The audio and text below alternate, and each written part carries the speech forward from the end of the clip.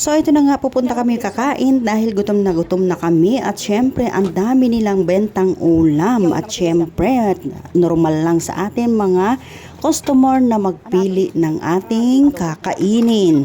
So ito na nga, pili-pili tayo, tingnan natin bawat isa kung saan dito yung gusto nating kainin. Ayan, o diba ang ganda dito, iba-ibang klase, mga seafood, karne, and then ito na nga yung mga nakuha ng mga anak ko. Ayan, pritong bangos, ayan. Tapos ito yung soup nila. Ayan, ang sarap-sarap, diba? Tara kain na tayo mga ka-reels. Ayan. At syempre dahil nakakita si Bunso ng halo-halo, ay ayan, nag-order kami ng dalawa kasi ayaw ng dalawa ang maghalo-halo. Ayan. Pero hindi siya masarap as in, hindi siya masarap talaga. Hindi kagaya nung ibang halo-halo. Kaya hindi ko naubos yung sa akin, pati si Bunso hindi niya naubos kasi hindi masarap yung niya.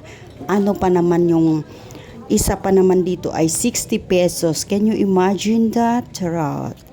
And then, hindi siya masarap. Ayan. Thank you for watching everyone.